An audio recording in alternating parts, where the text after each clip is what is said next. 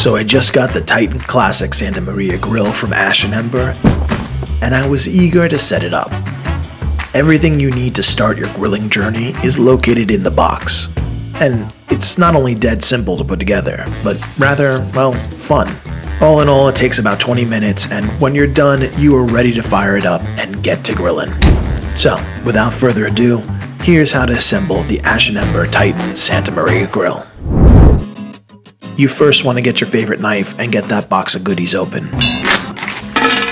Next, in your welcome packet, which is very nicely designed, you'll find a QR code which brings you to Ash and Ember's setup page, where you can download the assembly instructions. First, the feet pads screw into the base legs, which slide into the 4 basin pegs below the grill and secure in place with one of these wing nuts. Next, the 2 U-brackets and 4 of these nuts and bolts attach to the grill plane. They're interchangeable and universal. Make sure they are tight and set them on top of the base where the holes align.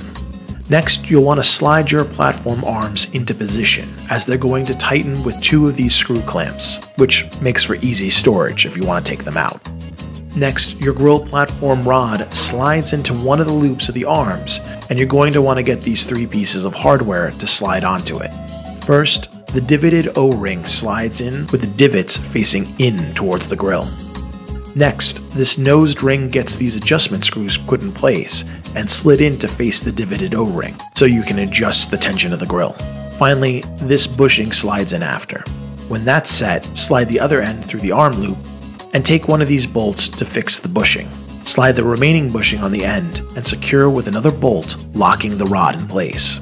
Next, we're going to attach the locking mechanism with the washer bolt, which basically hooks into this gear to keep the grill plane in place. Make sure it's tight, but still moves. Then the wheel crank slides on with the handle side out and is affixed with the non-washered bolt. It should move freely when tightened. Lastly, we're going to attach the cables that suspend the grill plane, which slide through each hole on the top rod. A tip here is you want to tighten them at a slight angle so that the wires fold to the inside of the bolt. This way they will coil nicely when it's raised. Hook the end loop into the catch on the grill plane, and then go ahead and do the exact same thing to the other side. Now you're all set to put your ash door onto the base, lock it into position, and take a good look at your new favorite grill. The Santa Maria grill is a classic Californian way to cook, dating back to the 1850s when South American rancheros would host Spanish-style feasts each spring for their vaqueros.